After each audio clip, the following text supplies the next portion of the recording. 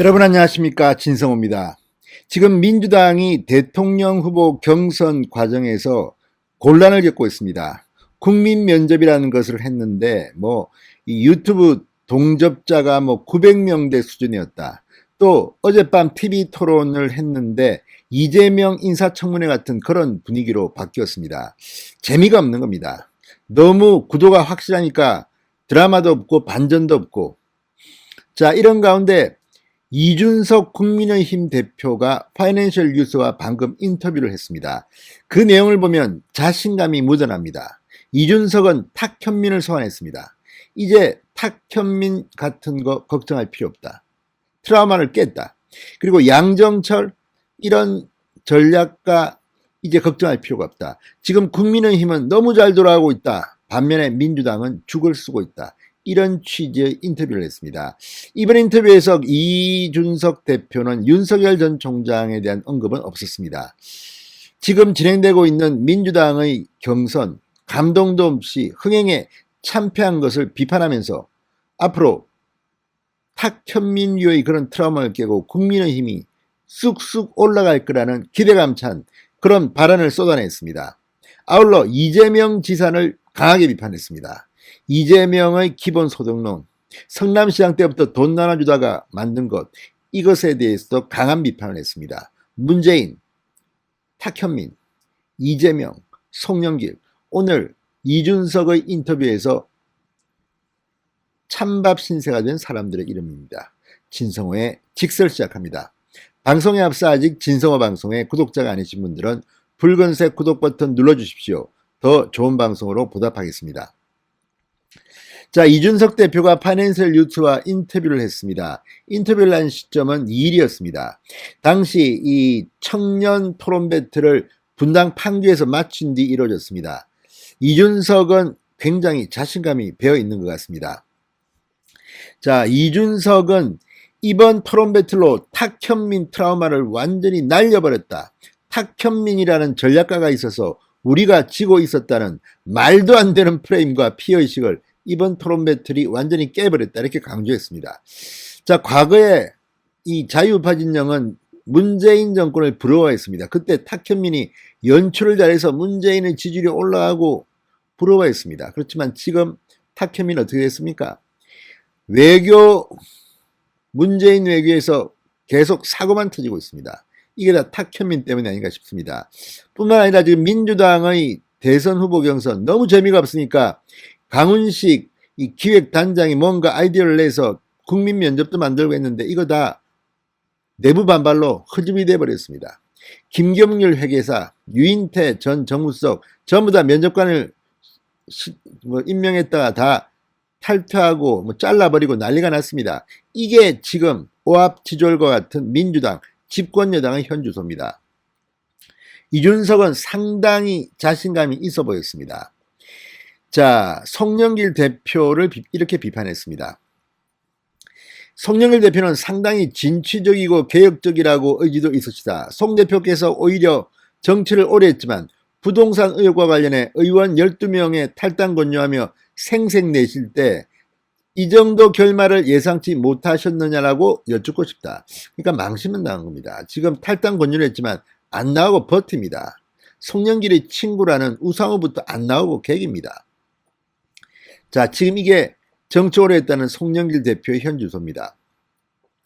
자, 경선 룰 싸움 나는 것을 보면 송 대표의 악의가 전혀 없었지만 결국 희한한 다툼이 벌어지고 있다. 지금 민주당 대통령 경선은 좀 유치한 수준으로 지금 흐르고 있습니다. 자, 이준석은 말합니다. 저는 오히려 저한테 많은 사람들이 경험 부족을 의심했지만 당장 우리 당 원내 분위기가 갈수록 좋아진다. 자, 어쨌든 이런 걸 보면 지금 국민의힘은 상승하고 있고 민주당은 추락하고 있는 것으로 보입니다. 이렇게 말합니다. 보수 진영에 있는 사람들이 탁현민 비서관을 바라보면서 뛰어난 기획자라고 했을 때 나는 일관되게 저분이 방송국에 가면 우수한 PD가 안 될 것이라고 얘기해왔다. 감이 있는 사람들이 우리 쪽에 안 왔기 때문에 그런 사람들이 호위하는 것이다. 자, 이제 탁현민 트라우마를 완전히 날려버렸다. 양정철 전 민주연구원장 같은 사람이 나타나 우리 선거를 망가뜨리지 않을까 하는 그런 망상을 무너뜨린 것이다. 지금 양정철이 지금 민주당에서 뭐 하겠습니까? 완전히 찍혔는데 무엇보다 문재인 주변 사람들이 양정철을 싫어하는 것 같습니다. 자, 문재인 정부도 이제 8개월 남았는데 공과를 평가한다면 이렇게 말했습니다. 자, 문재인 정부는 원사이드하게 대선을 이겨놓고는 적폐청산이라는 구호에 몰두했는가? 그게 가장 큰 문제였다. 너무 쉽게 지지율을 올리는 방법에 몰두한 게 문재인 정부의 패착이었다. 반일과 적폐청산만 앞세우면 일정 정도의 지지율을 유지할 수 있다고 한 것이 그들의 실패한 학습 효과다. 이어서 이준석은 이재명도 비판했습니다.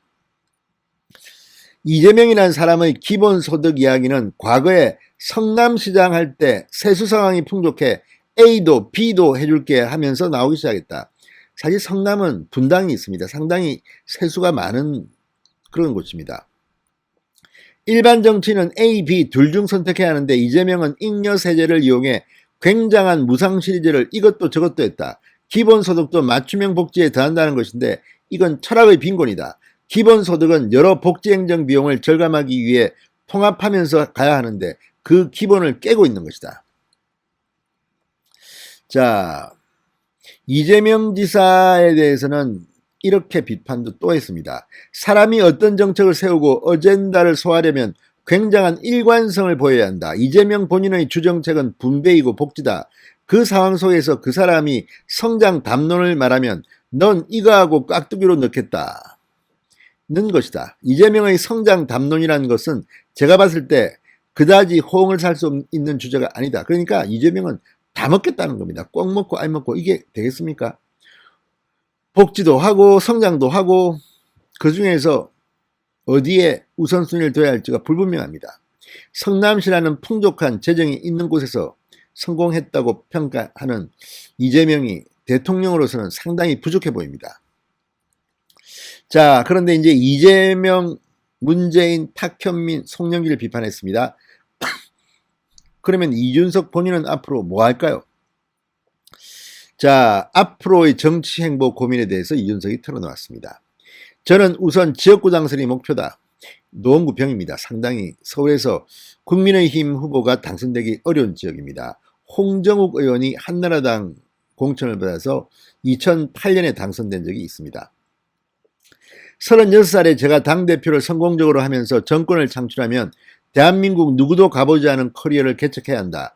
나중에 무슨 직이라 하기보다는 국가를 위해 말하고 머리를 굴리는 시점이 왔으면 좋겠다. 10년간 민주당이랑 싸웠는데 성공적으로 당대표를 맡으면 외교 안보 통일에 상당한 기여를 하고 싶다. 이렇게 말했습니다. 자, 정치가 어떻게 변해야 되냐? 이 질문에는 이렇게 말했습니다. 연공서열과 기득권에 덜 기대했으면 좋겠다. 정치가 실제로 우리 삶의 문제를 해결할 수 있는 실질적인 행동을 할 사람을 우대하는 방향으로 가야 한다. 지금도 경쟁 선발하고 있지만 공정함의 방식을 도입해서 운영해야 한다. 대선 캠프나 전당대회를 보면 몇백 명이 이름 올리고 패거리 정치, 세력 정치하지 않나. 그런 것은 빨리 없어져야 한다.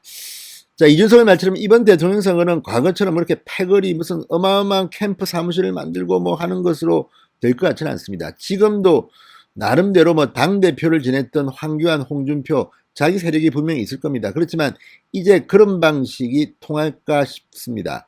자, 어쨌든 조직 선거는 끝나고 이준석 대표를 보면 SNS 또는 이 기동대 스타일이 먹히는 세대입니다.